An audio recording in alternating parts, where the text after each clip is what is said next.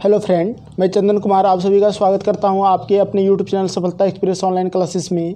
दोस्तों, आज की क्लास में हम लोग ह्यूमन फिजियोलॉजी मानव शरीर क्रिया विज्ञान का ऑब्जेक्टिव क्वेश्चन देखेंगे। तो ये बहुत ही इंपॉर्टेंट चैप्टर है। आपका कोई भी एग्जाम है तो यहाँ पे आपका इस चैप्टर से बहुत सारे क्वेश्चन एग्जाम में पूछे गए हैं और पूछे जाते हैं। तो आप अंत तक बने रहना और अंत में एक बार मुझे कमेंट करके ज़रूर बताना कि आप अंत तक बने थे। तो चलिए आज की क्लास को स्टार्ट करते हैं। बहुत ही रोमांटिक सब क्वेश्चन है, बहुत ही मज़ेदार क्वेश्चन है और आपको बहुत सारे क्वेश्चन याद होंगे इसमें, लेकिन फिर भी मैं आप लोगों को एक बार रिवीजन करा देता हूँ। अगर आप जानते हैं ऑलरेडी पहले से तो कमेंट कर सकते हैं और अंत में मुझे एक बार ज़रूर बताना कि आप अब तक कितना क्वेश्चन इसमें सही कर पाए। तो चलिए स्टार्ट करते हैं। देखिए पहला क्वेश्चन क्या कहता है, मनुष्य में कुल कितनी हड्डियां होती है। तो देखो मनुष्य की अगर बात करें ना तो मनुष्य में टोटल हड्डी 206 होती है, ठीक है। लेकिन यहाँ पर कह रहा है नवजात शिशुओं में हड्डियों की संख्या लगभग कितनी होती है, तो वो हमारा 300 हो जाता है। नवजात शिशु में कितना हड्डी है, 300। इंपॉर्टेंट क्वेश्चन है, याद रखेंगे। नेक्स्ट क्वेश्चन नंबर 3 में कहता है मनुष्य की खोपड़ी में कितनी अस्थियां होती है। तो देखो खोपड़ी की बात किया तो मनुष्य का जो खोपड़ी होता है उसमें मात्र 8 हड्डी है, ठीक है। अस्थियां का मतलब हड्डी होता है, 8 हड्डी है। अगला क्वेश्चन, मनुष्य के शरीर में पसलियों के कितने जोड़े होते हैं। देखो यहाँ पर जोड़ा की बात कर रहा है, तो पसली कितना होता है मनुष्य का शरीर में, तो 12 जोड़ी पसली होता है। लेकिन एक बात बता देता हूँ, कभी कभी पसलियों की संख्या पूछ देगा तो इस स्थिति में 12 को 2 से गुना कर दो, 24, यानी कि एक जोड़ा में 2 होता है। जब संख्या की बात करेगा तो 24 आंसर हो जाएगा। अगला क्वेश्चन है, शरीर की सर्वाधिक प्रबल अस्थि होती है। अब देखो सबसे प्रबल अस्थि किसका होता है, तो जबड़े का होता है, सबसे प्रबल यानी कि शक्तिशाली, ठीक है।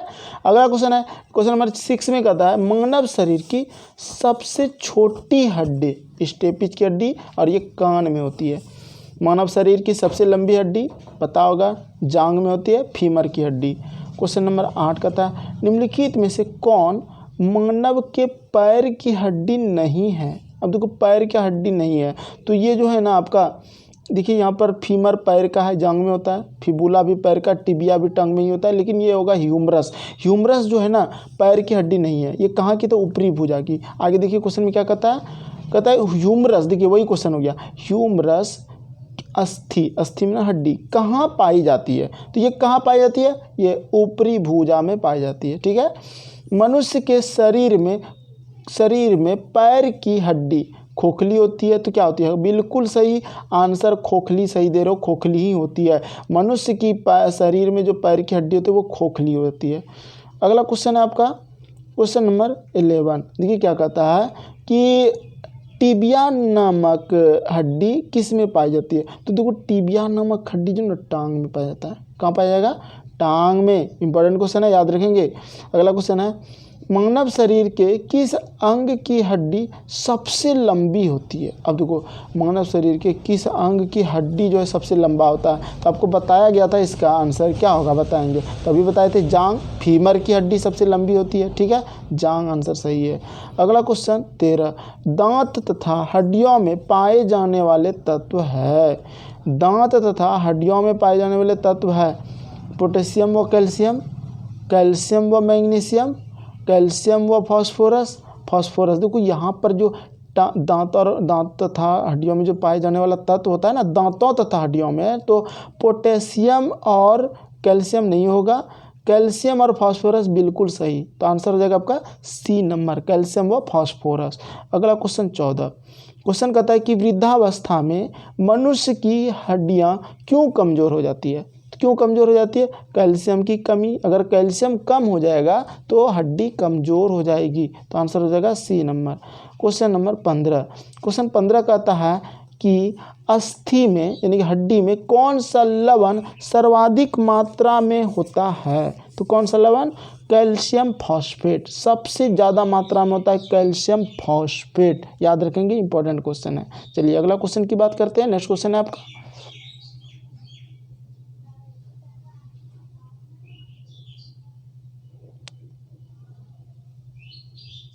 एक सेकंड। क्वेश्चन नंबर 16 कहता है कि अस्थियों एवं पेशियों को आपस में जोड़ता है? तो ये हमारा टेंडन जोड़ता है, याद रखेंगे, इंपॉर्टेंट क्वेश्चन। 17 नंबर क्वेश्चन कहता है कि मनुष्य के जीवन काल में कितने दांत 2 बार विकसित होता है? तो 20 दांत 2 बार विकसित होता है। मानव शरीर में पाचन का अधिकांश भाग किस अंग में संपन्न होता है? तो ये हमारा छोटी आंत में संपन्न होता है। पाचन का अधिकांश भाग कहाँ संपन्न होता है? छोटी आंत में। मनुष्य में पाचन क्रिया कहाँ प्रारंभ होती है? तो ये हमारा मुख से ही प्रारंभ हो जाती है, क्योंकि जब चबा चबा कर खाना खाते हैं तो उसी समय पाचन क्रिया वो शुरुआत कहलाती है। मानव के पाचन नली लगभग कितना फीट लंबी होती है? तो पाचन नली 32 फीट लंबी होती है। मुख में मंड स्टार्च का शर्करा में मुख में मंड यानी कि स्टार्च का शर्करा में पाचन किसके द्वारा होता है? ये हमारा टाइलिन के द्वारा होता है। पाचन तंत्र का हिस्सा नहीं है। तो देखिए, पाचन तंत्र का जो हिस्सा है यहाँ पे कॉर्निया नहीं है, ये तो आँख में पाया जाता है कॉर्निया, ठीक है। ये पाचन तंत्र का हिस्सा नहीं है, लेकिन आंत पित्ताशय यकृत है। अगला क्वेश्चन 23 नंबर, शरीर के लिए एंजाइम आवश्यक होते हैं क्योंकि ये शरीर को ऊर्जा प्रदान करते हैं, ये तंत्रिका कोशिकाओं को नियंत्रित करते हैं, ये शरीर की रचनात्मक भाग है, ये जीव रासायनिक क्रियाओं के उत्प्रेरक है। तो ये जीव रासायनिक क्रियाओं के उत्प्रेरक है। आंसर डी हो जाएगा 23 का। बहुत ही इंपॉर्टेंट क्वेश्चन, याद रखना। क्वेश्चन नंबर 24 कहता है कि दुग्ध प्रोटीन को पचने वाला एंजाइम है। तो ये हमारा रेनिन है, ठीक है। दुग्ध प्रोटीन को पचने वाला एंजाइम रेनिन। क्वेश्चन नंबर 25 कहता है कि अधिकतम पोषक तत्व रक्त में कहाँ से अवशोषित किए जाते हैं? बहुत इंपॉर्टेंट क्वेश्चन। कहाँ से? तो छोटी आंत से। कहाँ से अवशोषित किए जाते हैं? छोटी आंत से। लार में कौन सा एंजाइम पाया जाता है? ये टाइलिन पाया जाता है, ये तो सबको पता होगा। 27 नंबर क्वेश्चन कहता है कि पेट का के देखिए, कहता है कि पेट में भोजन को पचने के लिए निम्नलिखित में से किसकी खास आवश्यकता होती है? तो पेट में जो ना भोजन को पचाने के लिए एंजाइम की खास आवश्यकता होती है, एंजाइम की। इंपॉर्टेंट क्वेश्चन, याद रखेंगे। अगला है, लार किसके पाचन में सहायक होता है? तो लार जो है ना स्टार्च के पाचन में सहायक होता है, ये याद रखेंगे। लार स्टार्च के पाचन में। क्वेश्चन नंबर 29 कहता है कि मानव के आमाशय में अम्ल X उत्पन्न होता है जो भोजन के पाचन में सहायक करता है। X है, देखो, जो मानव के जो आमाशय में जो अम्ल X उत्पन्न होता है जो भोजन के पाचन में सहायक होता है ना, यानी कि कौन सा अम्ल भोजन के पाचन में सहायक है? तो हाइड्रोक्लोरिक अम्ल HCl, ठीक है। ये हो जाएगा इसका आंसर। चलिए अगला क्वेश्चन की बात करते हैं। नेक्स्ट देखिए, क्वेश्चन नंबर 30 क्या कहता है कि मानव शरीर में भोजन का रक्त द्वारा अवशोषण कहाँ सर्वाधिक होता है? तो ये जो हमारा होता है सर्वाधिक ना, ये छोटी आंत में होता है। याद रखेंगे, मानव शरीर में भोजन का रक्त द्वारा अवशोषण कहाँ होता है? मानव शरीर में भोजन का रक्त द्वारा अवशोषण सबसे अधिक ज़्यादा यानी कि सर्वाधिक का मतलब सबसे अधिक छोटी आंत में। अगला क्वेश्चन 31 कहता है प्रोटीन का पाचन कहाँ से प्रारंभ होता है? तो देखो, प्रोटीन का अगर पाचन की बात करें तो ये हमारा उदर से होता है। कहाँ से होता है? उदर से। अगला क्वेश्चन है, आमाशय द्वारा स्रावित रस भोजन को आसानी से पचा लेता है, लेकिन आमाशय स्वयं उन पाचक रसों से अप्रभावित रहता है क्योंकि आमाशय का दीवार श्लेष्मा के द्वारा सुरक्षित रहती है। आमाशय का द्वार श्लेष्मा के द्वारा सुरक्षित रहती है, याद रखेंगे। नंबर आंसर हो जाएगा। क्वेश्चन नंबर 33 कहता है पचे हुए भोजन में मौजूद विषैला पदार्थ का कौन सा अंग चूषण करता है? तो कौन सा अंग चूषण करता है, बताएंगे इसका आंसर? तो इसका आंसर बिल्कुल सही, यकृत हो जाएगा। अगला क्वेश्चन नंबर 34 कहता है पेप्सिन है एक। देखिए, पेप्सिन क्या है? बहुत इंपॉर्टेंट क्वेश्चन है आपका। तो पेप्सिन जो है ना हमारा एक एंजाइम है। पेप्सिन क्या है? एंजाइम है, याद रखेंगे। इंपॉर्टेंट क्वेश्चन है, पेप्सिन एंजाइम है। पेप्सिन बदल देता है। तो देखो, यहाँ पे प्रोटीन को पॉलीपेप्टाइड में, याद रखने का, प से पेप्सिन बदलेगा, प से प्रोटीन पॉलीपेप्टाइड, यानी कि पेप्सिन बदलेगा प वाला बात याद रखना, प्रोटीन को पॉलीपेप्टाइड में, याद रखना, इंपॉर्टेंट क्वेश्चन। 36 कहता है कि पाचन क्रिया में प्रोटीन निम्नलिखित में से किस पदार्थ में बदल देता है। तो देखो पाचन क्रिया में जो प्रोटीन है वो किस पदार्थ में बदलेगा, किसी को पता है? बिल्कुल सही, अमीनो अम्ल आंसर हो जाएगा। बहुत अच्छा। अगला क्वेश्चन 37, निम्नलिखित में से वह कौन सा है जो मानव शरीर में ग्लाइकोजन के रूप में कार्बोहाइड्रेट को जमा करता है? कौन सा अंग है? इंपॉर्टेंट क्वेश्चन है। तो ये जो ग्लाइकोजन के रूप में कार्बोहाइड्रेट का जमा करता है ये यकृत करता है, यकृत। बिल्कुल सही। क्वेश्चन नंबर 38 कहता है पित्त निम्न में से किसके द्वारा पैदा किया जाता है? तो देखो पित्त की बात कर रहा है, पित्त किसके द्वारा पैदा किया जाता है? तो यकृत के द्वारा। बहुत इंपॉर्टेंट क्वेश्चन। दोनों क्वेश्चन का आंसर देखो, यहाँ पे ग्लाइकोजन के रूप में कार्बोहाइड्रेट जमा कौन करता है? तो यकृत करता है। पित्त किसके द्वारा पैदा किया जाता है? तो यकृत के द्वारा। बहुत इंपॉर्टेंट क्वेश्चन, याद रखेंगे। अगला कहता है पित्त जो है यानी कि बाइल जमा कहाँ होता है? ये पित्ताशय में जमा होगा। पित्त कहाँ जमा होगा? पित्ताशय में। अगला क्वेश्चन 40, पित्त का प्रमुख कार्य क्या है? देखिए पित्त का जो प्रमुख कार्य है ना, वसा का यानी कि वसा का जो है पायसीकरण, इमल्सीकरण। तो 40 का आंसर आप लोग सी जो लोग दे रहे हो बिल्कुल सही दे रहे हो। वसा का पायसीकरण यानी कि इमल्सीकरण पित्त का प्रमुख कार्य है। क्वेश्चन नंबर 41 कहता है सर्वप्रथम रक्त परिसंचरण तंत्र का अध्ययन किसने किया था? ये हमारा हार्वे ने किया था, याद रखेंगे। बहुत इंपॉर्टेंट क्वेश्चन है। ये क्वेश्चन अभी तक पूछा जा चुका है, कई बार पूछा जा चुका है, लेकिन यहाँ पे बताया नहीं गया है। लेकिन सर्वप्रथम रक्त परिसंचरण तंत्र का अध्ययन किसने किया था? हार्वे। पेसमेकर का संबंध किससे है? ये इंपॉर्टेंट है आपके लिए। देखिए पेसमेकर का अगर संबंध की बात करें तो ये हमारा हृदय से है। पेसमेकर का कार्य क्या है? क्या कार्य होना चाहिए? 4 ऑप्शन है, बताएंगे इसका। तो देखो पेसमेकर जो अगर हृदय से संबंध है पेसमेकर का, तो पेसमेकर का कार्य दिल की धड़कन प्रारंभ करना। ठीक है, ये है आपका। गति प्रेरक किससे संबंधित है? तो ये हमारा हृदय से संबंधित है। गति प्रेरक हृदय से संबंधित है। क्वेश्चन नंबर 45 कहता है निम्नलिखित में किनकी भित्तियों पर रक्त द्वारा डाले गए दबाव को रक्त दाब कहते हैं? किसकी? यहाँ पे 4 ऑप्शन है। तो देखो ये अगर बात करें ब्लड प्रेशर कहते हैं रक्त द्वारा डाले गए दबाव को, तो इसका आंसर हो जाएगा आपका धमनी। निम्नलिखित में से किनकी भित्तियों पर रक्त द्वारा डाले गए दबाव को रक्त दाब ब्लड प्रेशर कहते हैं? तो किनके भित्तियों पर रक्त द्वारा डाले गए दबाव को रक्त दाब कहते हैं? तो धमनी। याद रखेंगे, इंपॉर्टेंट है, पूछा गया है। अगला क्वेश्चन 46 नंबर का था सोते समय रक्त में क्या परिवर्तन होता है? तो रक्त में परिवर्तन क्या होगा? रक्त दाब में क्या परिवर्तन होता है? घट जाएगा ना, सोते समय घट जाता है। और रुधिर दबाव मापक यंत्र है स्फिग्मोमैनोमीटर। क्या हो जाएगा आंसर? स्फिग्मोमैनोमीटर। अगला क्वेश्चन की बात देखिए, क्वेश्चन नंबर 48 क्या कहता है? जार्विक सेवन है। तो जार्विक सेवन जो है ना हमारा ये कृत्रिम हृदय है। जार्विक सेवन कृत्रिम हृदय है, याद रखेंगे। लब डब ध्वनि किसकी क्रिया के कारण उत्पन्न होती है? ये हमारा हृदय की क्रिया। इसको कभी कभी ऐसा भी पूछ सकता है कि लब डब 4 बार बोल देगा, लब डब। ठीक है, ध्वनि किसकी क्रिया के कारण उत्पन्न होती है? तो हृदय। अगला क्वेश्चन कहता है कि 50 नंबर मनुष्य के शरीर में हृदय को एक बार धड़कने के लिए कितना समय लगता है? तो 0.8 सेकेंड का समय लगता है। कितना सेकेंड लगता है? 0.8 सेकेंड। एक बार धड़कने में उसको कितना समय लगता है? 0.8 सेकेंड। इम्पॉर्टेंट है।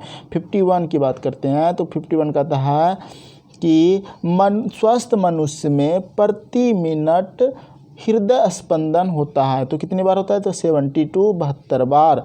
मानव हृदय में कितने प्रकोष्ठ होते हैं? तो 4 प्रकोष्ठ होते हैं। बहुत इंपॉर्टेंट क्वेश्चन। नाड़ी द्वारा कहाँ से मापा जाता है? देखो ये क्वेश्चन इंपॉर्टेंट होता है। नाड़ी दर कहाँ से? ठीक है, नाड़ी दर कहाँ से मापा जाता है? तो ये हमारा धमनी से मापा जाता है। कहाँ से मापा जाता है? नाड़ी दर धमनी से। अगला क्वेश्चन 54 कहता है एक किशोर वय मनुष्य में रक्त दाब कितना होता है? तो देखो कितना होता है, 120/80 मिलीग्राम HG। याद रखेंगे, इंपॉर्टेंट क्वेश्चन है ये आपका, ठीक है। अगला क्वेश्चन, दौड़ लगाते समय मनुष्य का रक्तचाप क्या होता है? बढ़ जाता है, और सोते समय घट जाएगा। दौड़ लगाते समय बढ़ जाता है, ये भी आएगा क्वेश्चन। सोते समय क्या होता है? ठीक है, तो घट जाता है, बताएंगे, आगे है क्वेश्चन। 56 नंबर कहता है सामान्य जीवन काल में मनुष्य का हृदय लगभग कितनी बार धड़कता है? तो देखो सामान्य जीवन काल में जो मनुष्य का हृदय लगभग 2 अरब बार धड़कता है। कितनी बार? 2 अरब बार। मानव शरीर में हृदय का कार्य क्या है? पंपिंग स्टेशन की तरह काम करना। क्या आंसर हो जाएगा आपका? पंपिंग स्टेशन की तरह काम करना मानव शरीर में हृदय का कार्य है। क्वेश्चन नंबर 58 कहता है कि शरीर की विशालतम धमनी क्या है? तो आंसर होगा एओर्टा।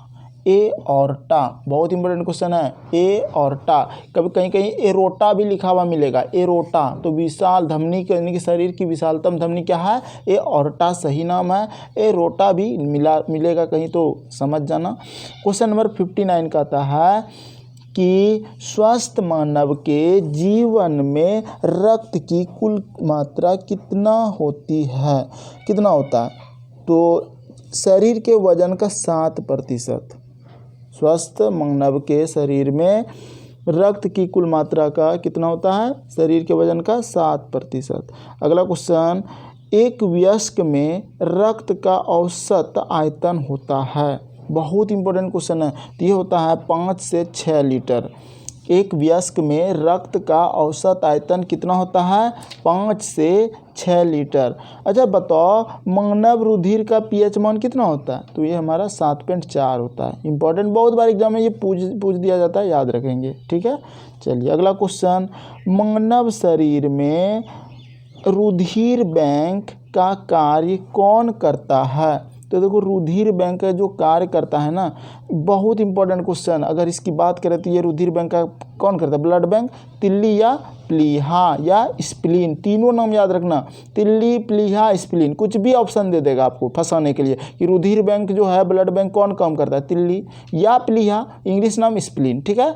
अगला क्वेश्चन 63 कहता है कि मानव रक्त प्लाज्मा में प्रायः पानी का प्रतिशत मात्रा में कितनी भिन्नता होती है? तो 80 से 82% होता है। कितना होता है? 80 से 82%। रक्त में पाई जाने वाली धातु है। देखो रक्त में जो पाया जाने वाला धातु क्या होगा? लोहा। क्या हो जाएगा आपका? लोहा, याद रखेंगे। क्वेश्चन नंबर, रक्त का शुद्धिकरण कहाँ होता है? तो देखिए फेफड़ा में भी कुछ होता है, कुछ यकृत में, कुछ किडनी में, मिला जुला के मेन रूप तो किडनी करता है, लेकिन इन सभी में भी होता है। तो आंसर ये सभी हो जाएगा, ठीक है। तो आंसर हो जाएगा अगला 66 का, शरीर में कौन सा कथन सही है? शरीर का सारा रक्त किडनी के माध्यम से मिल जाता है, गलत। शरीर में सारा रक्त किडनी के माध्यम से गुजरता है, गलत। शरीर का सारा रक्त किडनी के माध्यम से शुद्ध होता है, बिल्कुल सही। लेकिन वो सभी कुछ हद तक करता है सही, शुद्ध करता है, इसलिए यहाँ पे आंसर सभी होगा, बिल्कुल सही। फेफड़ा, यकृत, किडनी, लेकिन यहाँ पर बोल रहा है शरीर का सारा रक्त किडनी के माध्यम से शुद्ध होता है और शरीर में सारा रक्त किडनी के माध्यम से बनता है। तो नहीं, ये A number, B number, D number गलत है, तो इसमें सी आंसर सही हो जाएगा। जब इस तरह की बात रहेगा तो इसमें आंसर सी हो जाएगा, ठीक है। ऑप्शन पे डिपेंड है। अगला क्वेश्चन 67 कहता है कि मानव शरीर में खून के शुद्धिकरण की प्रक्रिया को कहते हैं, क्या कहते हैं? तो डायलिसिस कहते हैं। क्या कहते हैं? डायलिसिस। चलिए अगला क्वेश्चन की बात करते हैं। देखिए क्वेश्चन नंबर 68 क्या कहता है, लाल रक्त में लाल रंग निम्न में से किसके कारण होता है? तो ये हमारा हीमोग्लोबिन के कारण होता है। बस ये तो आपको पता होगा, लेकिन इंपॉर्टेंट क्वेश्चन है, पूछ देता है ऐसा क्वेश्चन भी। हीमोग्लोबिन जो है, हीमोग्लोबिन में होता है, हीमोग्लोबिन में ना लोहा होता है। क्या होता है? लोहा। इंपॉर्टेंट है, याद रखेंगे। शरीर में हीमोग्लोबिन का क्या कार्य है? तो देखो ये ना ऑक्सीजन का परिवहन करता है। क्या करता है? ऑक्सीजन का परिवहन करता है हीमोग्लोबिन।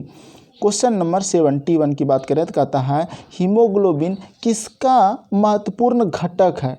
तो आरबीसी का महत्वपूर्ण घटक हो जाएगा। किसका घटक है ये? RBC, red blood cell. ठीक है, अगला है कौन सी रक्त वाहिकाएं साफ रक्त फेफड़ों से हृदय में ले जाती है? तो देखो कौन सी रक्त वाहिका साफ रक्त फेफड़ों से हृदय ले जाती है, इसका आंसर क्या हो जाएगा? देखिए 4 ऑप्शन दिया हुआ है, तो इसका जो होगा आंसर, देखिए फुफ्फुस धमनी बोल रहा है यहाँ पे आंसर, ठीक है, लेकिन फुफ्फुस धमनी नहीं होगा, फुफ्फुस सीरा हो जाएगा। बिल्कुल सही, जो लोग फुफ्फुस सीरा दे रहे सही है। तो क्वेश्चन को ध्यान से समझिए, कौन सा रक्त वाहिकाएं, धमनी नहीं सीरा, सीरा साफ रक्त फेफड़ों को तो फुफ्फुस सीरा ले जाता है। कौन ले जाता है? सीरा। ठीक है, अशुद्ध वाला बात करेंगे तब धमनी। चलिए आगे बढ़ते हैं। क्वेश्चन नंबर 73 कहता है निम्नलिखित में से किसकी सहायता से रक्त द्वारा ऑक्सीजन ले जाया जाता है? तो देखो ऑक्सीजन कौन सा ले जाता है? तो ऑक्सीजन जो ले जाता है ना, तो लोहित कोशिकाएं। कौन ले जाता है? लोहित कोशिकाएं। Important question. अगला क्वेश्चन, किसकी मौजूदगी के कारण शरीर के भीतर रक्त नहीं जमता? तो हेपैरिन के कारण रक्त जो नहीं जमता है, हेपैरिन के कारण शरीर में रक्त नहीं जमता है। क्वेश्चन नंबर 75 कहता है मानव शरीर का रक्त बैंक डैश कहलाता है? देखो मानव शरीर का जो रक्त बैंक है, ब्लड बैंक है ना, वो कहलाता है हमारा कौन? प्लीहा। इसी को क्या बोलते हैं? तिल्ली भी बोलते हैं। इसको क्या बोलते हैं? प्लीहा को तिल्ली भी बोलते हैं, याद रखेंगे। इसी को स्प्लीन भी बोलते हैं। क्या बोलते हैं? स्प्लीन। ठीक है, स्प्लीन बोलते हैं, ये याद रखेंगे। और ये आरबीसी का कब्रिस्तान इसी को कहा जाता है, प्लीहा को, यानी कि तिल्ली स्प्लीन को आरबीसी का कब्रिस्तान। ठीक है, तो याद रखेंगे मानव शरीर का रक्त बैंक कहाँ है? तो क्या कहलाता है? प्लीहा, स्प्लीन या तिल्ली, और इसी को क्या बोलते हैं? आरबीसी का कब्रिस्तान। अगला क्वेश्चन 76 नंबर क्वेश्चन कहता है कि रुधिर के प्लाज्मा में निम्नलिखित में से किसके द्वारा एंटीबॉडी निर्मित होती है? एंटीबॉडी जो होता है वो किसके द्वारा निर्मित होता है? इंपॉर्टेंट क्वेश्चन है, तो आंसर देना है लिम्फोसाइट के द्वारा। रुधिर के प्लाज्मा में निम्नलिखित में से किसके द्वारा एंटीबॉडी निर्मित होती है? तो लिम्फोसाइट्स। बिल्कुल सही। क्वेश्चन नंबर 77 आ जाइए। कहता है लाल रक्त कणिकाएं आरबीसी का किस नाम से जानी जाती है? तो ये जो है ना, ये इरिथ्रोसाइट से नाम जाना जाता है। फिर से समझ लो इस क्वेश्चन को, बढ़िया क्वेश्चन, इंपॉर्टेंट क्वेश्चन। लाल रक्त कणिकाएं आरबीसी किस नाम से जानी जाती है? तो आंसर होगा इरिथ्रोसाइट्स, इरिथ्रोसाइट्स। क्वेश्चन नंबर 78 कहता है लाल रक्त कणिकाएं आरबीसी कहाँ उत्पन्न होती है? ठीक है, तो इसकी अगर बात करें तो ये अस्थि मज्जा में उत्पन्न होती है। कहाँ होती है? अस्थि मज्जा में। आरबीसी कहाँ उत्पन्न होती है? अस्थि मज्जा। इंपॉर्टेंट है। 79 की बात करें तो कहता है निम्न में से किसको आरबीसी का कब्रिस्तान कहा जाता है? किसको? प्लीहा को, तिल्ली को या स्प्लीन को? बात एक ही है, तो आंसर होगा प्लीहा को। अभी जस्ट बताएं आप लोगों को। अगला क्वेश्चन, मनुष्य की लाल रक्त कोशिकाओं का जीवन काल कितना होता है? तो 120 दिन होता है। कितना जीवन काल होता है? 120 दिन। इंपॉर्टेंट क्वेश्चन है। मानव शरीर में लाल रक्त कण का निर्माण कहाँ होता है? तो अभी जस्ट बताइए, अस्थि मज्जा में होता है। कहाँ होता है? अस्थि मज्जा में। ठीक है, अगला क्वेश्चन, लाल रक्त कणिकाओं का उत्पादन निम्नलिखित में से किसके द्वारा होता है? देखो किसके द्वारा होता है, फिर वही बात बोल रहा है, लेकिन जब निर्माण होता है अस्थि मज्जा में तो कणिकाओं का उत्पन्न, लाल रुधिर कणिकाओं का जो उत्पन्न अस्थि मज्जा ही होगा। ठीक है, अगला क्वेश्चन 83 क्वेश्चन कहता है क्या कि उच्च उन्नतांश पर मानव शरीर में आरबीसी का क्या होगा? का आकार बढ़ेगा, का आकार घटेगा, की संख्या बढ़ेगी या की संख्या घटेगी? क्या आंसर होगा? तो की संख्या, देखो उच्च उन्नतांश पर मानव शरीर का आरबीसी की संख्या बढ़ जाएगा। ठीक है, सफ़ेद रक्त कण WBC का मुख्य कार्य क्या है? तो यह है रोग प्रतिरोधक क्षमता धारण करना। क्या हो जाएगा आंसर? रोग प्रतिरोधक क्षमता धारण करना। चलिए आगे की ओर चलते हैं। क्वेश्चन नंबर 85 क्या कहता है कि मनुष्य के रक्त में श्वेत रक्त रुधिरानुवंश की कौन सी किस्म अधिक होती है? तो इसका आंसर होगा न्यूट्रोफिल्स। क्या आंसर हो जाएगा? न्यूट्रोफिल्स। याद रखेंगे, इंपॉर्टेंट है। नेक्स्ट क्वेश्चन 86 की बात करते हैं। जब कोई बाहरी पदार्थ मानव रुधिर प्रणाली में प्रविष्ट होता है तो प्रतिक्रिया कौन प्रारंभ करता है? जब कोई बाहरी पदार्थ आता है ना, तो जो प्रतिक्रिया प्रारंभ करेगा, बाहरी पदार्थों से रुकावट करेगा, यानी कि सुरक्षा प्रदान करेगा, WBC, वाइट ब्लड सेल। ठीक है। क्वेश्चन नंबर 87, रक्त समूह ब्लड ग्रुप्स के खोजकर्ता कौन है? तो ये है लैंड स्टीनर। ठीक है, 4 ग्रुप है ना, ए है, बी है, AB है, O है। ठीक है, AB को सर्वग्राही, O को सर्वदाता कहा जाता है। आगे बढ़िए, RH फैक्टर का पता किसने लगाया? तो देखो RH फैक्टर का पता लगाया लैंड स्टीनर तथा वीएनर ने। ठीक है, D नंबर आंसर। अगला क्वेश्चन है, किस रुधिर वर्ग में एंटीबॉडी नहीं पाई जाती है? तो देखो एंटीबॉडी जो नहीं पाया जाता है, किस में नहीं पाया जाता है? तो आंसर हो जाएगा AB में। AB में एंटीबॉडी नहीं पाई जाती है। और अगर कहेगा कि किस रुधिर वर्ग में दोनों एंटीबॉडी पाई जाती है, तो आंसर देना O में। लेकिन O में जो है ना, एंटीजन नहीं पाया जाता है। O में क्या है, यहाँ कह रहा है किस रुधिर वर्ग में कोई एंटीजन नहीं पाया जाता है, तो आंसर देंगे O। और दोनों एंटीबॉडी किस में पाया जाता है? O में। और कोई एंटीबॉडी नहीं पाया जाता है AB में। क्वेश्चन नंबर 92, एंटीजन प्रतिजन एक ऐसा पदार्थ है जो शरीर के तापमान को कम करता है, हानिकारक जीवाणुओं को नष्ट करता है, प्रतिरक्षी निर्माण को बढ़ावा देता है। तो देखो इसका जो आंसर हो जाएगा ना, इसका प्रतिरक्षी निर्माण को बढ़ावा देता है, ये आंसर हो जाएगा। ठीक है, विष के बचाव के प्रयोग ये नहीं होगा। अगला क्वेश्चन 93, एंटीबॉडी का मुख्य कार्य किसके विरुद्ध होता है? देखो यहाँ पर एंटीबॉडी का जो मुख्य कार्य होगा ना, ये संक्रमण के विरुद्ध होता है। एंटीबॉडी का मुख्य कार्य किसके विरुद्ध होता है? संक्रमण के। क्वेश्चन नंबर 94 का था, RH फैक्टर नाम किससे संबंधित है? ये बंदर से है। RH तत्व के अनुसार कौन सी जोड़ी विवाह के लिए उपयुक्त नहीं है? तो देखो प्लस माइनस, याद रखना, पुरुष का प्लस और महिला का माइनस। ठीक है, ये जोड़ी विवाह के लिए नहीं है उपयुक्त, याद रखेंगे, इंपॉर्टेंट क्वेश्चन है। अगला क्वेश्चन कहता है कि संतानों की भ्रूणावस्था में माता के गर्भाशय के अंदर ही रक्त का थक्का बनने से मृत्यु हो जाती है। इस रोगों को इरिथ्रोब्लास्टोसिस फीटेलिस कहा जाता है। इसका क्या कारण है? तो वही कारण है प्लस माइनस वाला। प्लस माइनस खोज लो, कहाँ है? यहाँ पर है। ठीक है, पिता प्लस माता माइनस, तो D number answer. Question number 97 कहता है कि निम्नलिखित में से कौन सा ब्लड ग्रुप सर्वव्यापक ग्राह्यदाता रखता है? तो AB सबसे ले सकता है, A से भी ले सकता है, B से भी ले सकता है, O से भी ले सकता है, और AB से भी ले सकता है, तो ये हो जाएगा। और अगर सर्वदाता की बात करता तो वो आंसर देते। आगे देखिए, कहता है AB रक्त, कहता है कि क्वेश्चन नंबर 98, AB रक्त वाले व्यक्ति को सर्वात्रिक और दाता कहा जाता है। क्यों कहा जाता है? सबसे इम्पोर्टेंट बात, उसके रक्त में प्रतिपिंड का अभाव होता है। क्या होता है? उसके रक्त में प्रतिपिंड का अभाव होता है। 3 नंबर।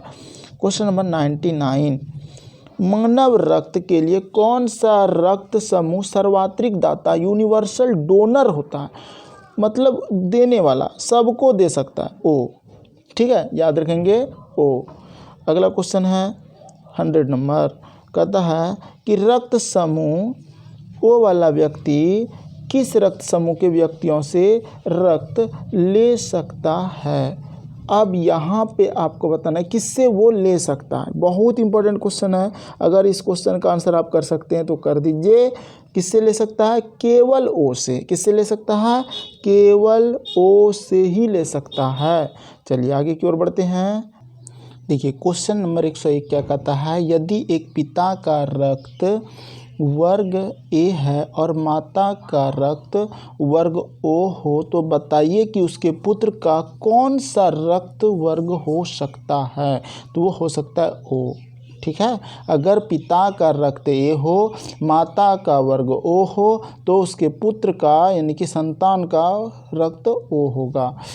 अगला क्वेश्चन है क्वेश्चन नंबर 102, कोई भी प्रकार के रुधिर वाला व्यक्ति किसी आकस्मिक संकट में किस प्रकार के रुधिर वाले व्यक्ति से रुधिर दान कर सकता है? अब ध्यान से समझो, हुआ यूँ कि रुधिर, देखो B वाला को मान लिया कहीं पे दुर्घटना हो गया, ठीक है, तो इसमें देखो AB वाला जो है ना, AB वाला अगर B वाला को हुआ है तो AB तो दे सकता है, ठीक है, AB क्या कर सकता है? दे सकता है। और और बी भी दे सकता है, यहाँ पे आंसर हो जाएगा। ठीक है, तो इस प्रकार के रुधिर वाले को दान कर सकता है, तो आंसर होना चाहिए आपका यहाँ पे डी नंबर, यानी कि 102 का डी, ए, बी या बी, याद रखेंगे, इंपॉर्टेंट है।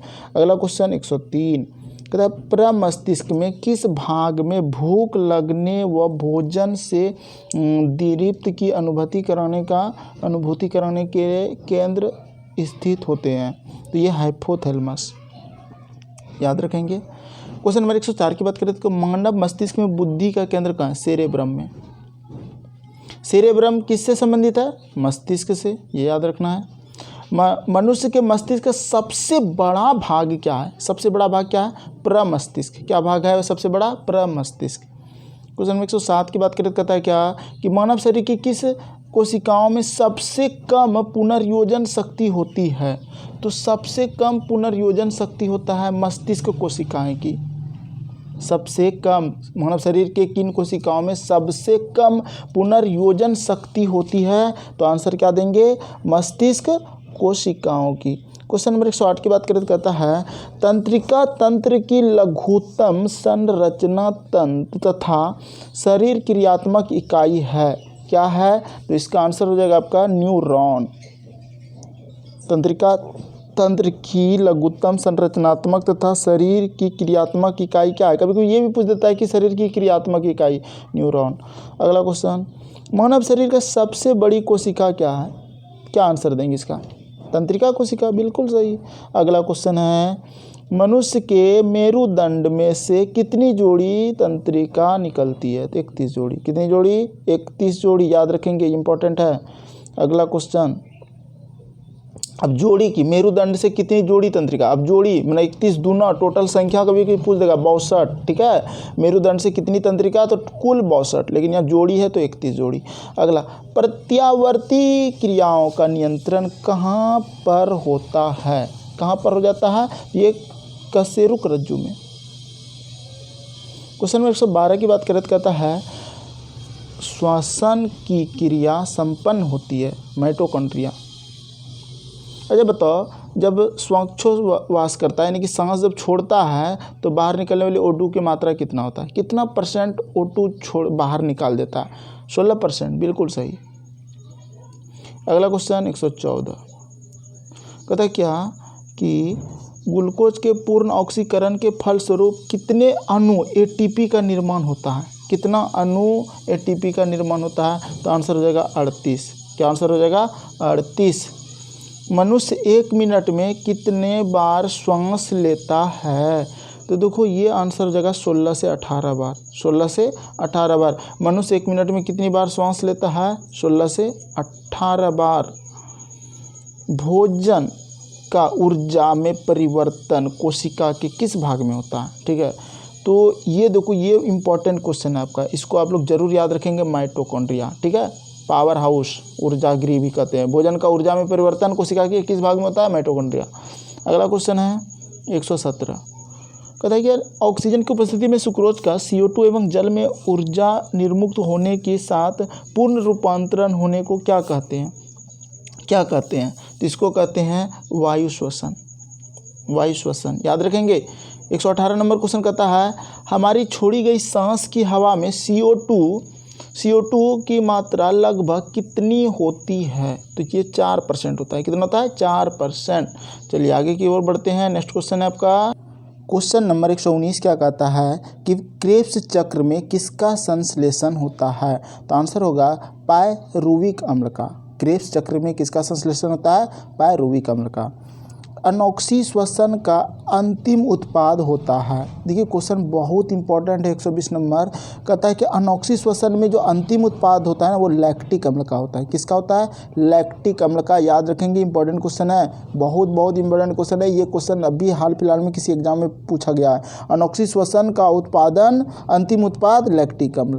क्वेश्चन नंबर 121 कहता है कि शरीर में, मनुष्य के शरीर में मुख्य नाइट्रोजनी अवशिष्ट कौन सा होता है? तो देखो, अगर बात करें अवशिष्ट का मतलब क्या होता है? जो दूषित पदार्थ, जो गंदा पदार्थ, अवशिष्ट पदार्थ हो गया वो। तो नाइट्रोजनी अवशिष्ट पदार्थ जो होता है ना, वो यूरिया होता है। क्या होता है? यूरिया, जो कि मूत्र के मार्ग से निकलता है, यानी कि मूत्र के रूप में। ठीक है, अगला क्वेश्चन है 122 स्तनधारी इसमें यूरिया बनाते हैं। अब देखो ये जो है ना स्तनधारी यूरिया कहाँ पर बनाते हैं, ये यकृत लीवर में बनाते हैं। ठीक है, याद रखेंगे। क्वेश्चन नंबर 123 कहता है मानव शरीर में सबसे छोटी अंतःस्रावी ग्रंथि कौन सी है।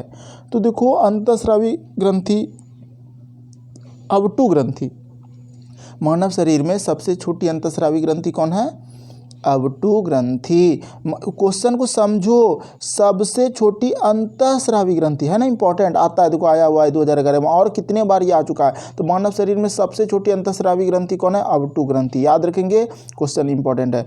क्वेश्चन नंबर 124 मनुष्य में रुधिर क्षमता है। अब देखिए फेफड़े में, बोमेन समटू में, कुंडलित नालिका में, मूत्रवाहिनी में, कहाँ पर क्षमता है। तो सबको पता है, ये नहीं पता है ना, रुधिर जो साफ होता है यानी कि क्षमता है ये बोमेन संपुट में। क्या आंसर होगा, बोमेन संपुट में। बहुत इंपॉर्टेंट क्वेश्चन, मनुष्य में रुधिर क्षमता है बोमेन संपुट में।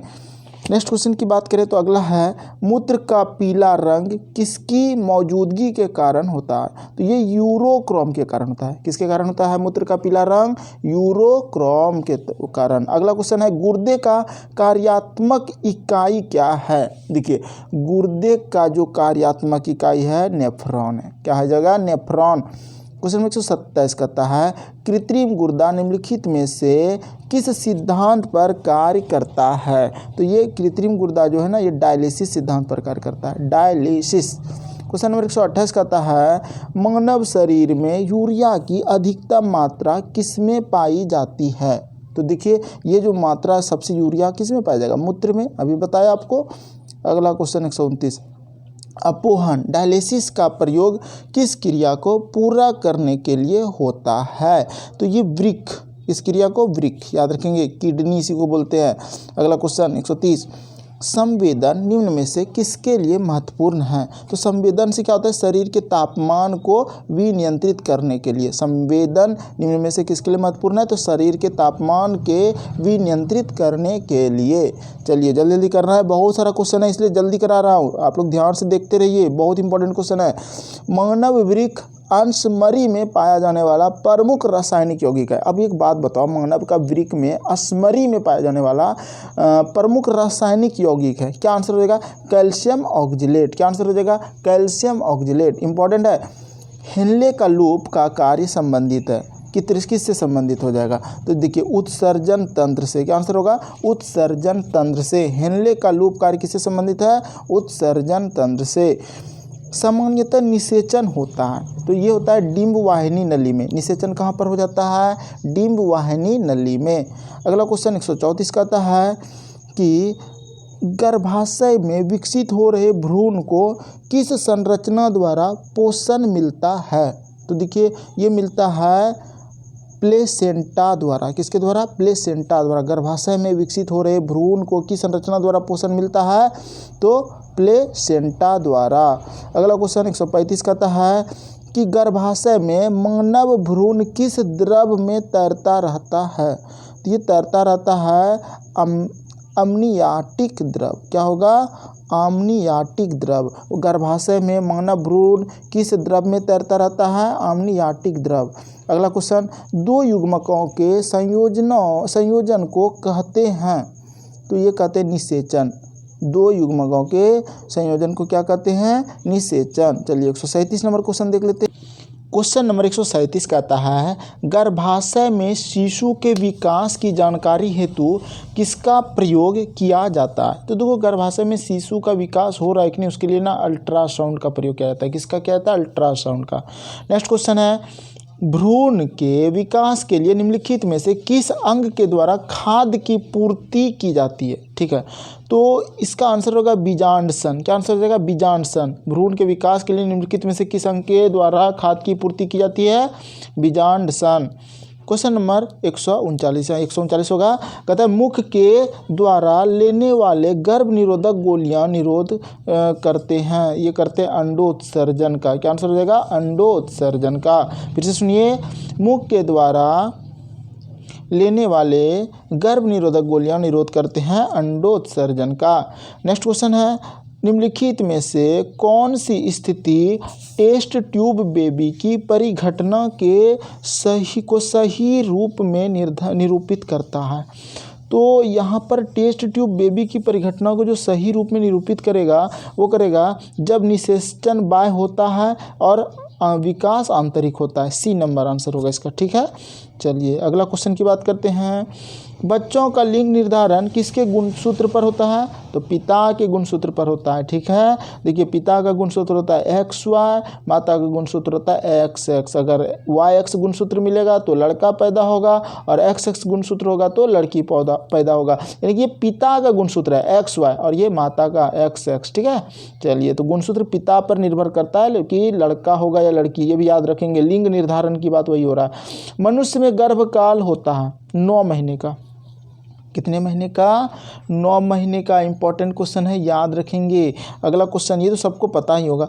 कहता है कि स्त्रियों की नसबंदी को कहा जाता है, क्या कहा जाता है? स्त्रियों की नसबंदी को ट्यूबेक्टोमी। क्या कहा जाता है? ट्यूबेक्टोमी। और पुरुषों की नसबंदी को क्या कहा जाता है? वैसेक्टोमी। क्या आंसर हो जाएगा? वैसेक्टोमी। पुरुषों की नसबंदी। क्वेश्चन नंबर 145 कहता है कि प्रथम परखनली शिशु का नाम क्या था? लुइस था। क्या नाम था? लुइस। प्रथम परखनली शिशु। एमनियोसेंटोसिस एक तरीका है जो बताता है, क्या बताता है? इसका आंसर बताएंगे। तो इसको बताता है भ्रूण के लिंग को। क्या बताता है? भ्रूण के लिंग को। एमनियोसेंटोसिस एक तरीका है जो बताता है भ्रूण के लिंग को। क्वेश्चन नंबर 147 कहता है मानव शरीर में पाई जाने वाली कौन सी ग्रंथि वाहिनी विहीन है? अब ये क्वेश्चन है, इसका आंसर होगा, देखो मानव शरीर की पाई जाने वाली कौन सी ग्रंथि वाहिनी विहीन है? तो अंतःस्रावी ग्रंथि। क्वेश्चन नंबर 148 है वाहिनी विहीन ग्रंथियों के स्रवन को कहते हैं। तो वाहिनी विहीन जो होता है, देखो इस क्वेश्चन का आंसर क्या होगा? हार्मोन। वाहिनी विहीन ग्रंथियों के स्रवन को क्या कहते हैं? हार्मोन। इनमें से कौन अंतःस्रावी ग्रंथि नहीं है? अब ये क्वेश्चन भी आपके लिए इंपॉर्टेंट हो जाता है। तो यकृत जो है ना अंतःस्रावी ग्रंथि नहीं है। अब क्या क्या है ये भी जान लो। एड्रिनल, पिट्यूटरी, थायराइड, ये सभी अंतःस्रावी ग्रंथि है। ठीक है, अंतःस्रावी ग्रंथियों में को अन्य किस नाम से जाना जाता है? अच्छा, इसको वाहिनी विहीन ग्रंथि भी कहा जाता है। क्या कहा जाता है अंतःस्रावी ग्रंथि को? वाहिनी विहीन ग्रंथि। निम्नलिखित में से कौन एक ग्रंथि नहीं है? जठर एक ग्रंथि नहीं है। जठर रस होता है लेकिन ये ग्रंथि नहीं है। ठीक है, अगला क्वेश्चन है 152 मानव शरीर की किस ग्रंथि को मास्टर ग्रंथि कहा जाता है? तो पीयूष ग्रंथि को मास्टर ग्रंथि कहा जाता है। क्वेश्चन नंबर 153 में कहता है कि मनुष्य के शरीर की सबसे छोटी ग्रंथि क्या है? तो देखो सबसे छोटी ग्रंथि पिट्यूटरी। क्या हो जाएगा आंसर? पिट्यूटरी। अगला क्वेश्चन है मानव शरीर की सबसे महत्वपूर्ण ग्रंथि क्या हो जाएगा? तो यही हो जाएगा पिट्यूटरी सबसे महत्वपूर्ण ग्रंथि है। चलिए अगला क्वेश्चन की ओर। क्वेश्चन नंबर 155 क्या कहता है कि पिट्यूटरी ग्रंथि कहाँ स्थित होता है? तो देखो पिट्यूटरी ग्रंथि जो होता है ना ये मस्तिष्क में होता है। कहाँ पे होता है? मस्तिष्क में। बहुत इंपॉर्टेंट क्वेश्चन। गाय और भैंस के थनों में दूध उतारने के लिए किस हार्मोन की सुई लगाई जाती है? तो ऑक्सीटोसिन। क्या आंसर हो जाएगा? ऑक्सीटोसिन। क्वेश्चन नंबर 157 कहता है थायराइड ग्रंथि से थायरॉक्सिन स्रावित करने के लिए उत्तेजित करने वाला अंतःस्रावी हार्मोन का नाम क्या है? यानी कि कौन सा है? तो TSH। इसका आंसर हो जाएगा TSH। वृद्धि हार्मोन, ग्रोथ हार्मोन कहाँ से स्रावित होता है? बताएंगे इसका आंसर। तो ये पिट्यूटरी से। वृद्धि हार्मोन कहाँ से स्रावित होता है? पिट्यूटरी से। ऑक्सीटोन हार्मोन स्रावित करने वाली यौगिक है। तो देखो ये पीयूष ग्रंथि है। कौन सा है? पीयूष। ठीक है, पीयूष ग्रंथि के अत्यधिक हार्मोन स्राव के शरीर पर क्या प्रभाव पड़ता है? तो शरीर का असंतुलित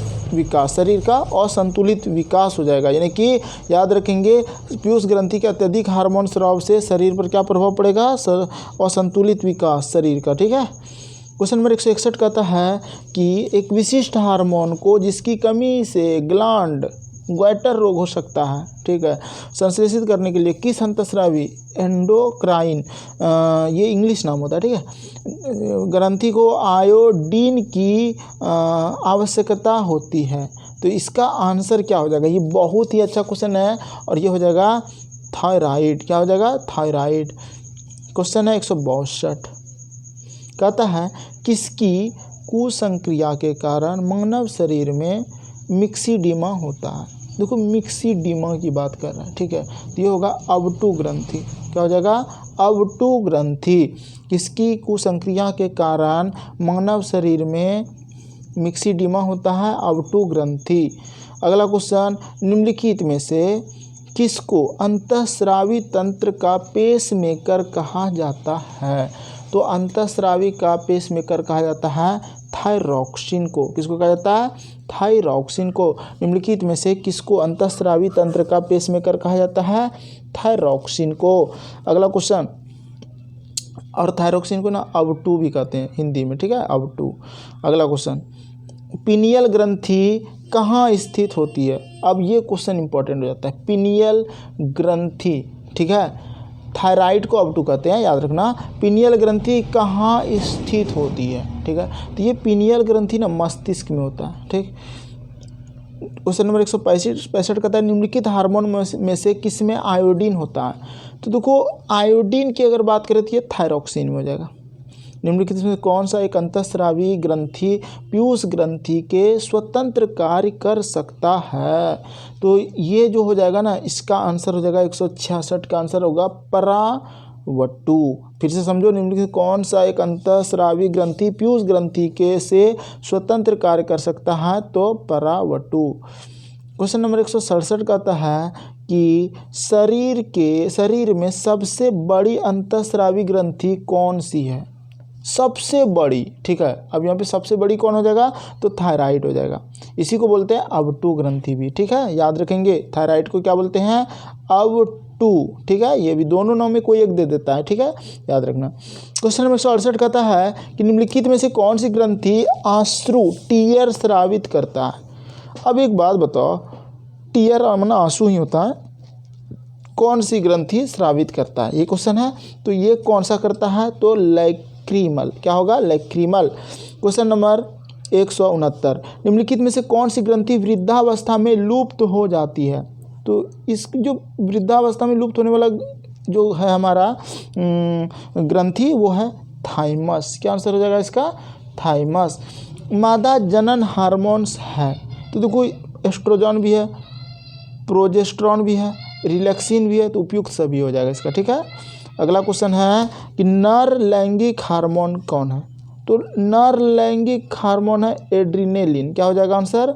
एड्रीनेलिन। एड्रीने नर लैंगिक हार्मोन नहीं, ये तो गलत हो जाएगा, ये नहीं है, ठीक है, पोजिस्ट्रॉन है, सॉरी, इसका आंसर हो जाएगा पोजेस्ट्रॉन। लेकिन पोजेस्ट्रॉन तो यहाँ था ना, रुक जाओ, नर लैंगिक हार्मोन सही था जी, यही सही है, ठीक है। आंसर हो जाएगा आपका नर लैंगिक हार्मोन कौन है? तो एड्रीनोलॉल। देखो ये क्वेश्चन आप ना दोनों में अगर चेक करते हो तो दोनों में देखो दिया हुआ है आपका, दोनों में ये गलत हम बोल रहे हैं, ठीक है।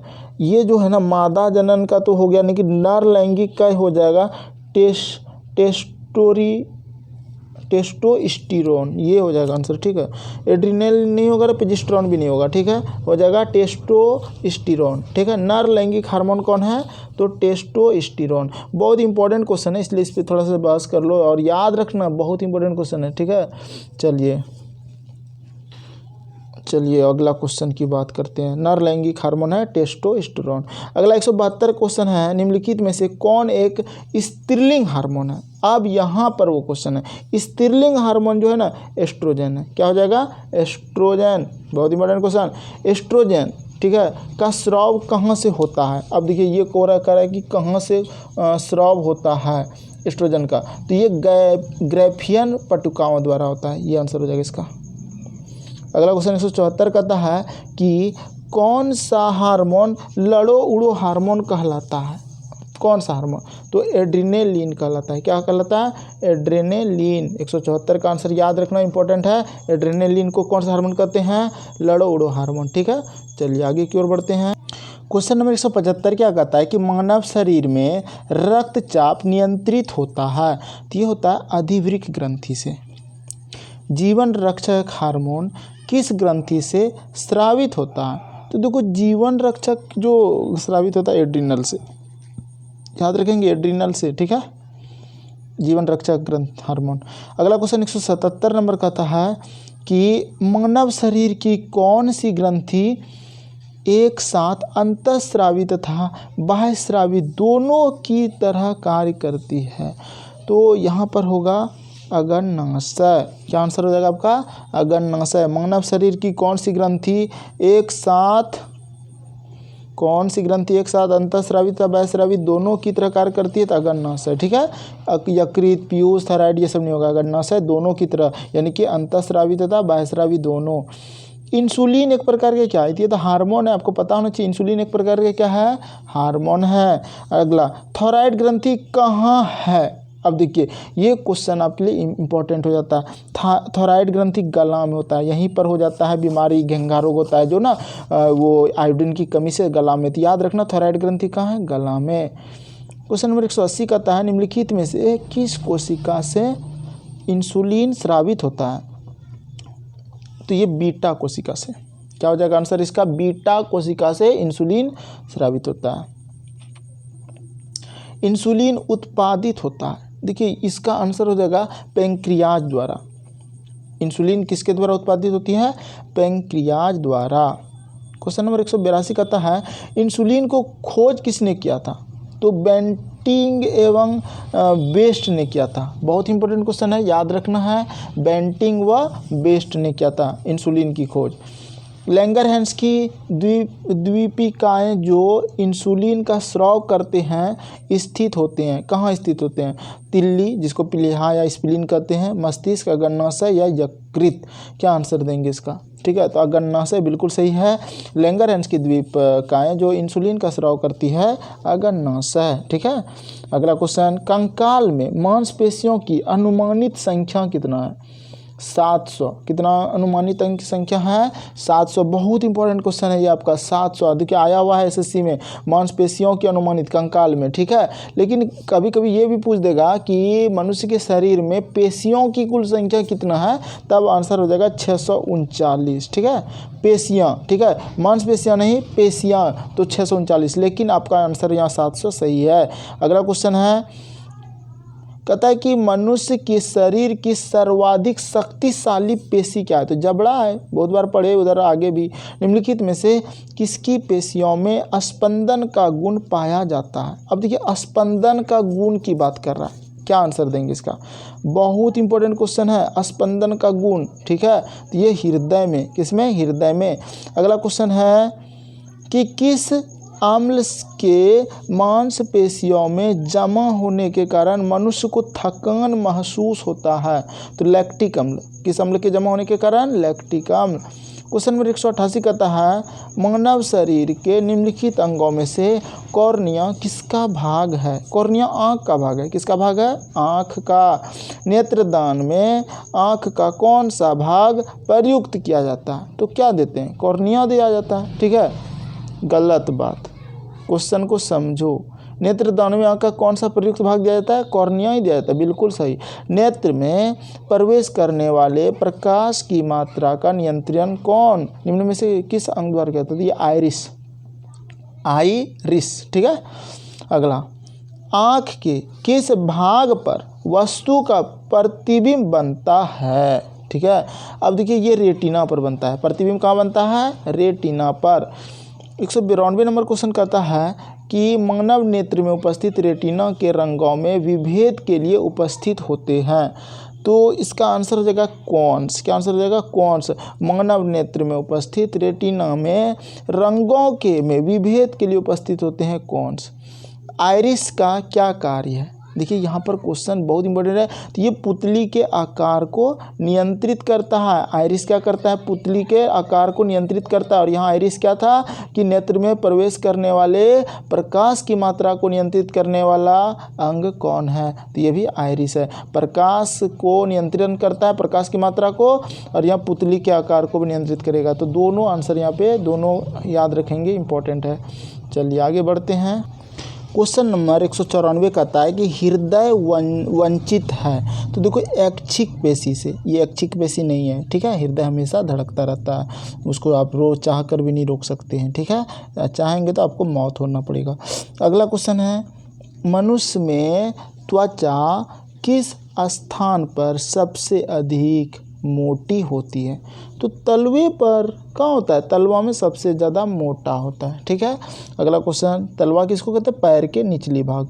अगला है, मानव शरीर का सबसे बड़ा अंग कौन है? तो ये हमारा चमड़ा हो जाएगा। कितना बड़ा है? पूरे शरीर में फैला रहता है। अगला क्वेश्चन, मानव त्वचा को रंग देने वाला वर्णक है, ठीक है। अब देखो मानव त्वचा को जो रंग देने वाला है ना, मेलानिन। पढ़े थे ना पहले भी ये क्वेश्चन, मेलानिन। त्वचा की ऊपरी सतह कहलाती है एपिडर्मिस। निम्नलिखित में से कौन सा पदार्थ मानव शरीर में सबसे अधिक कठोर होता है? तो देखो इसका जो आंसर हो जाएगा ना, ये दंतलवक हो जाएगा। क्या हो जाएगा?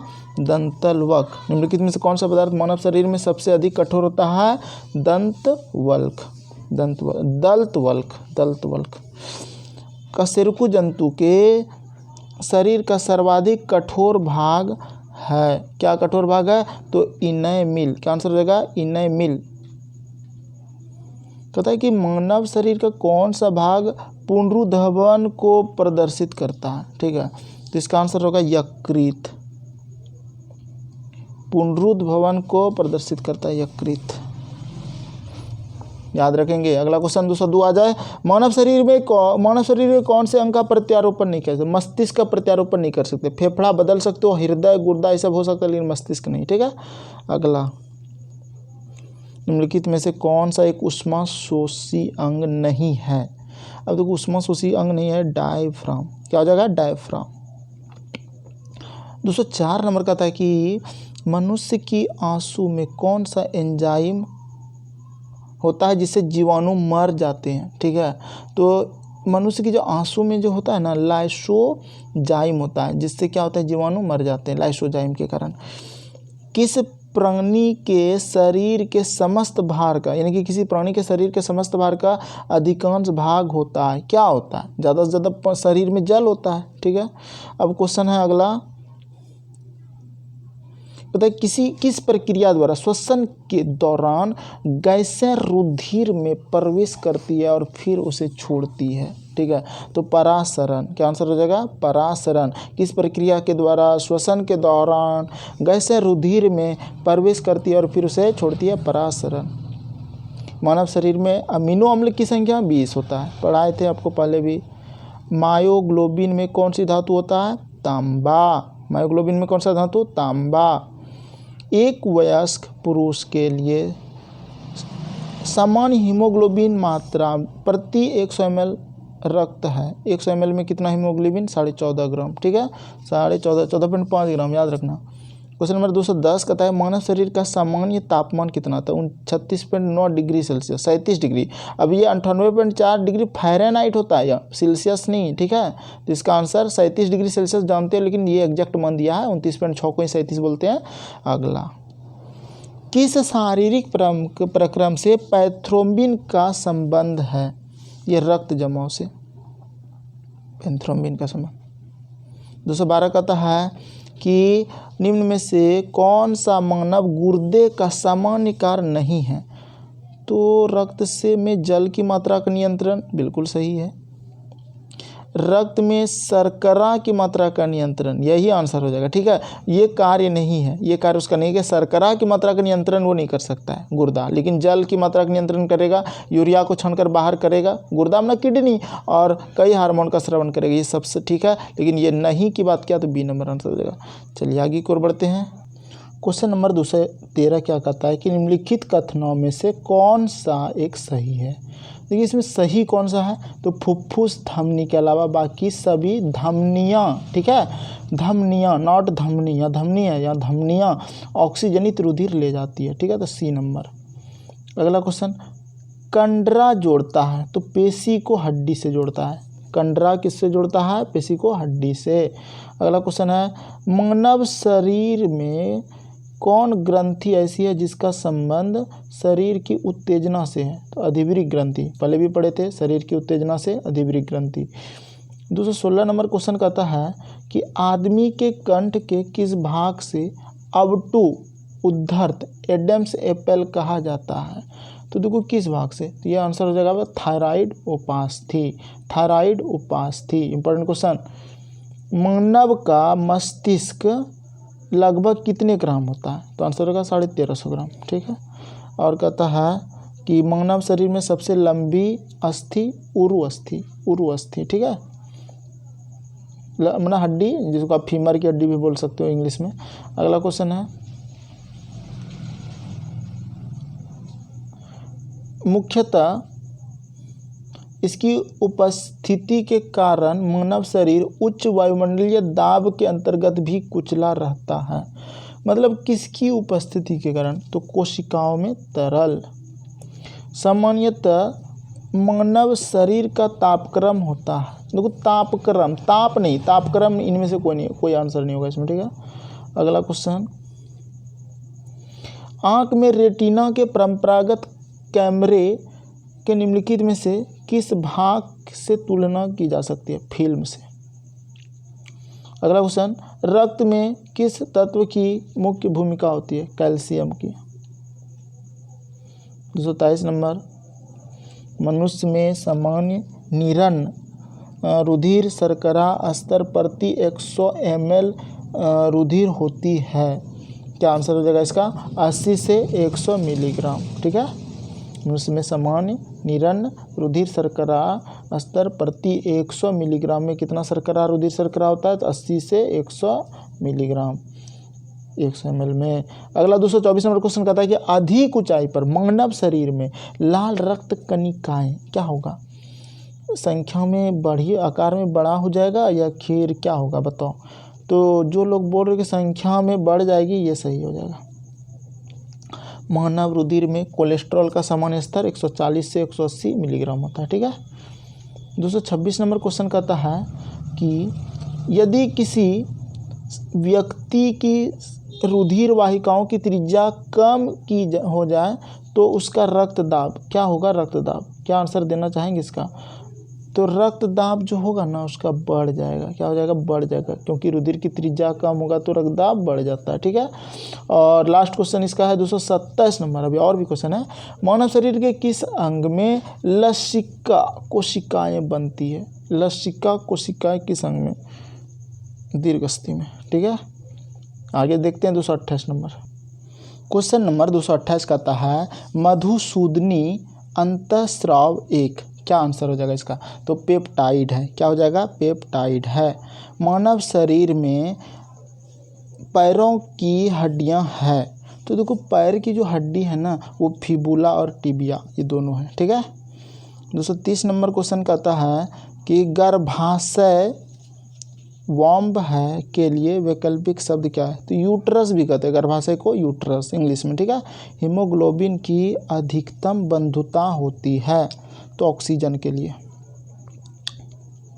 क्वेश्चन नंबर 232 की बात करें तो कहता है निम्नलिखित में से कौन सी ग्रंथि सेक्स हार्मोन स्राव करती है, एड्रिनल ग्रंथि।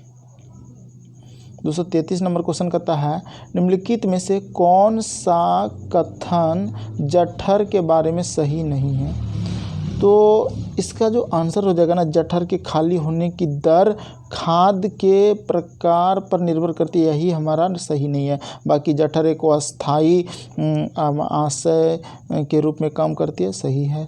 जठर को खाद्य अमाशय रस के साथ मिश्रित कर देता है, ये भी सही है। जठर अमाशय रस में लाइपेज और एमाइलेज स्रावित करता है, ये भी सही है, ठीक है। अगला क्वेश्चन 234 कहता है कि निम्नलिखित में से कौन सा अंग वसा का भंजन कर कोलेस्ट्रॉल उत्पन्न करता है। तो कौन सा? तो यकृत। क्या हो जाएगा? यकृत। वसा का भंजन कर कोलेस्ट्रॉल उत्पन्न करता है यकृत। क्वेश्चन नंबर 235 कहता है कि ईईजी का प्रयोग किस गतिविधि के दर्ज करने के लिए कहता है? तो ये मस्तिष्क के लिए कहता है। किसके लिए? मस्तिष्क। आपको पहले भी पढ़ाया गया है।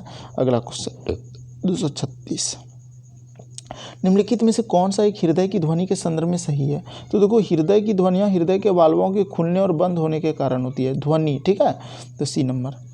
मानव त्वचा का रंग कैसा होता है? मेलानिन से। ठीक है, आपको पहले भी पढ़ाए थे, मेलानिन से, याद रखेंगे। अगला क्वेश्चन कहता है कि 238, यदि माता पिता में एक का रुधिर वर्ग ए बी है और दूसरे का ओ, तो उसके बच्चे संभावित रुधिर वर्ग होंगे। तो देखो, माता पिता का, अगर मान लीजिए माता पिता के रुधिर वर्ग ए बी है और दूसरे का ओ है, ठीक है, यदि माता पिता में से एक का ए बी है और ओ है ना, तो ए या बी हो जाएगा। ठीक है, दोनों में से कुछ भी हो सकता है। ठीक है, निम्नलिखित में से किस जीव में पसलियों की संख्या 24 होता है, अधिक होता है? तो देखो, मगर, सांप, मत्स्य। तो मानव में पसली की संख्या अधिक होगा 24। क्वेश्चन नंबर 240 कहता है मांसपेशियों के में संवेदन ग्रंथियां मूलतः संबंधित है। तो किससे संबंधित हो जाएगा? ये ताप नियमन से।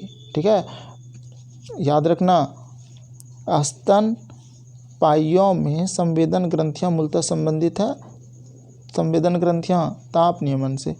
मानव हृदय में कक्ष की संख्या 4 होता है। कितना होता है? 4। ठीक है, सर्वाग्राही में कौन से रुधिर वर्ग होता है? सर्वाग्राही में कौन से रुधिर वर्ग होता है? तो ए बी होता है। क्या होता है रुधिर वर्ग? A B.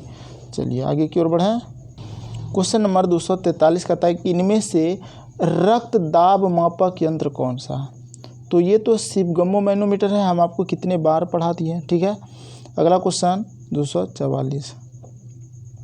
क्वेश्चन कहता है कि कथन ये है ए बी रक्त समूह के लोग सार्वभौमिक प्राप्तकर्ता होते हैं, और आर कह रहा है कि आर रक्त समूह ए बी का लाल रक्त कोशिका में कोई एंटीजन नहीं होता एवं इसलिए अन्य किसी रक्त समूह के साथ समूहन नहीं होता। ठीक है, तो इसका आंसर क्या हो जाएगा? तो इसका आंसर होगा ए सही है परंतु आर गलत है। ठीक है, याद रखेंगे क्या आंसर हो जाएगा इसका? ए सही है परंतु आर गलत है। अब क्या है, फिर से समझो। यहाँ पे कहता है ए बी रक्त समूह को सार्वभौमिक प्राप्त करता है, मतलब क्या हुआ? सभी से ले सकता है। ए बी रक्त समूह सभी से ले सकता है, सबका ले सकता है, वो सबको दे सकता है, सर्वदाता। ए बी सर्वग्राही है।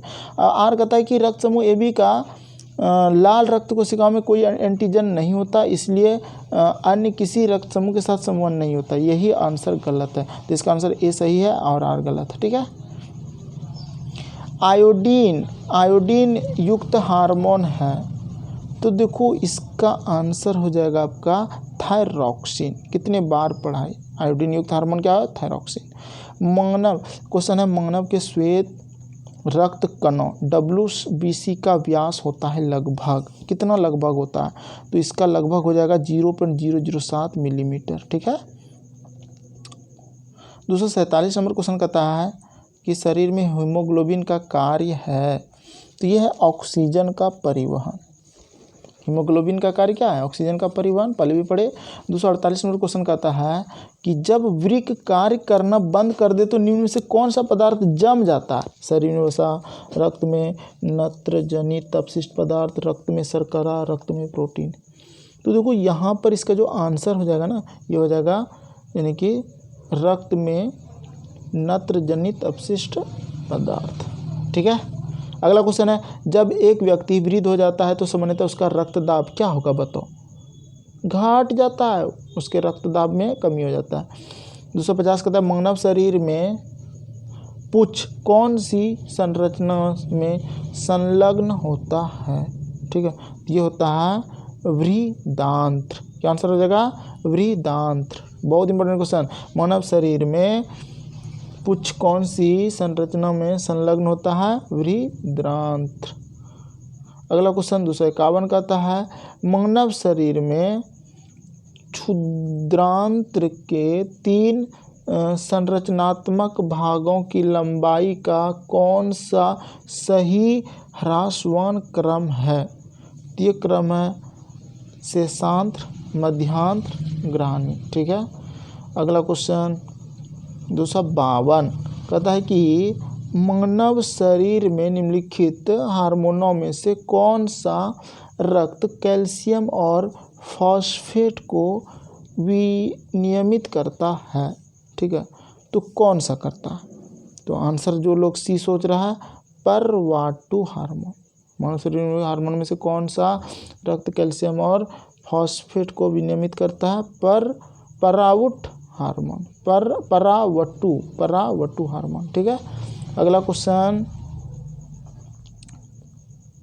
253 मानव शरीर, देखो मानव शरीर के निम्नलिखित भागों में से किस एक में शुक्राणु यानी कि डिंब को निषेचित करता है? तो आंसर हो जाएगा डिंब वाहिनी नली। क्या हो जाएगा? डिंब वाहिनी नली। अगला क्वेश्चन मानव मस्तिष्क में निम्नलिखित में से कौन सा एक निगरण और उल्टी का नियमन केंद्र है? ठीक है, तो आंसर हो जाएगा मेडुला ऑब्लांगेटा, मेडुला ऑब्लांगेटा। ठीक है, याद रखना, इंपॉर्टेंट क्वेश्चन है। मानव मस्तिष्क के निम्नलिखित भागों में से कौन सा एक निगरण और उल्टी का केंद्र है? तो मेडुला देखो यही सब क्वेश्चन आ जाएगा एग्जाम में, तो फिर दिक्कत हो जाएगा, इसलिए ऑब्लांगेटा जो जब है वो पढ़ो। अभी आईएएस में पूछा है भले, लेकिन अब ये हाईलाइटेड क्वेश्चन बना दिया इसको। ठीक है, कहता है कि निम्नलिखित में से किस एक की उत्पत्ति यकृत का कार्य है? ठीक है, तो देखो इसका जो होगा ना बी नंबर होगा, यूरिया। निम्नलिखित किस एक की उत्पत्ति यकृत का कार्य है? यूरिया। क्वेश्चन नंबर 256 मानव तंत्र में निम्नलिखित में से कौन सा एक पाचक एंजाइम नहीं है? तो देखो पाचक एंजाइम जो नहीं है ना वो है गैस्ट्रीन। ठीक है, अब देखो ट्रिप्सिन पाचक एंजाइम है, टाइलिन पाचक एंजाइम है, पेप्सिन पाचक एंजाइम है। ठीक है। क्वेश्चन नंबर 257 कहता है मानव शरीर में जल का अवशोषण हो सकता है? तो आंसर हो जाएगा, देखो ये जो आंसर होगा ना इसका अवशोषण होता है वृक्क एवं वृक्कीय नलिका में। मानव शरीर में जल का अवशोषण ये वृक्क एवं वृक्कीय नलिका में, ये बिल्कुल सही है। और हो जाएगा वृद्रांत्र में। 1 और 3 आंसर ही देना इसका 257 का। ठीक है। अगला ये दोनों में नहीं होगा, यकृत में और अग्नाशय वाहिनी में नहीं होगा। अगला क्वेश्चन 258 की बात करें तो कहता है कि श्वसन का नियंत्रण मस्तिष्क के किस भाग में किया जाता है? ठीक है, बहुत इंपॉर्टेंट क्वेश्चन। तो मॉड्यूला या ऑब्लांगेटा। ठीक है, याद रखेंगे, इंपॉर्टेंट क्वेश्चन हो जाता है ये।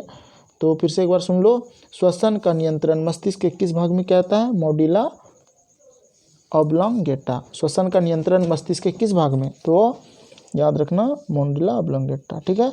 259 नंबर आ जाओ। हमारे शरीर में मस्तिष्क का कौन सा भाग संवेगात्मक क्रियाओं को नियंत्रित करता है? संवेगात्मक क्रिया को कौन नियंत्रित करता है? तो हाइपोथैलेमस। कौन करता है? हाइपोथैलेमस। क्वेश्चन नंबर 260 कहता है मस्तिष्क जिम्मेदार है, किसके लिए जिम्मेदार है? तो ये होगा तो सोचने के लिए सही है, हृदय गति नियंत्रण के लिए भी सही है, और शरीर के संतुलन के लिए भी सही है। तो उपयुक्त तीनों के लिए मस्तिष्क जिम्मेदार है। सोचते हो ना, मस्तिष्क के हृदय गति नियंत्रण भी मस्तिष्क रखता है, और शरीर के संतुलन के लिए भी आंसर हो जाएगा, शरीर के संतुलन के लिए भी। ठीक है, तीनों मस्तिष्क। हार्मोन का उदाहरण क्या है? बहुत इंपॉर्टेंट क्वेश्चन। ठीक है, तो देखो इसका आंसर हो जाएगा, हार्मोन का जो उदाहरण है ना वो है ऑक्सीटोसिन। फिर से समझो क्या है हार्मोन का उदाहरण। क्या आंसर हो जाएगा? देखो रेनिन, पेपरिन, साइटोसिन ये सब नहीं होगा, ये हो जाएगा ऑक्सीटोसिन। ठीक है।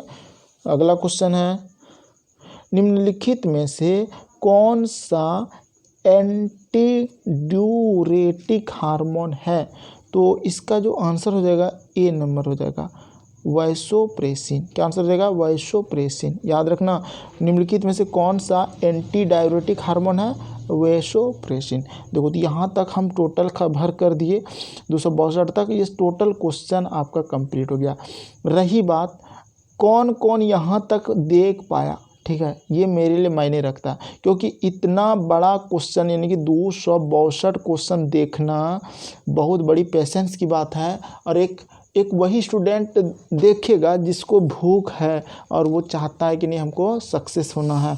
और भी जो लोग अधूरे में छोड़ देता है उसकी हम बात नहीं कर रहे हैं, लेकिन आप लोग से रिक्वेस्ट है कि अगर यहाँ तक देखे हैं ना तो हमको कमेंट करके ज़रूर बताइए, ठीक है।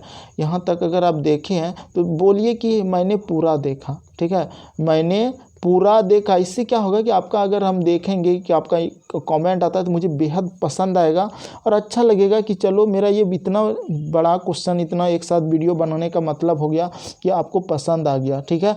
1 घंटा 14 मिनट का हम वीडियो आप लोगों के सामने प्रस्तुत किए हैं, तो काफ़ी अच्छा, हमको तो अच्छा लगा। हम पूरा पढ़ाई आपको, अब जो यहाँ से ले सकता है इसको याद कर सकता है, देख सकता है, रिवीजन कर सकता है, उसके लिए मैंने रखता है। तो एक बार कमेंट ज़रूर करना, आपका कमेंट का मुझे बेसब्री से इंतज़ार रहेगा, ठीक है। तो बस इतना लिख दो, अगर यहाँ तक देखे तो पूरा देख लिया, ठीक है। और इसके बाद देखो इसके आगे जो ये चैप्टर है स्वास्थ्य एवं पोषण, इसका डिस्क्रिप्शन में लिंक दे दूंगा या फिर प्लेलिस्ट है वहाँ से देख लेना, ठीक है। लूसेंट ऑब्जेक्टिव क्वेश्चन का वहाँ पे ये दिया हुआ है, ये हम पढ़ा चुके हैं, ठीक है। चलो तो आज की क्लास को विराम देते हैं। बहुत बहुत धन्यवाद यहाँ तक बने रहने के लिए।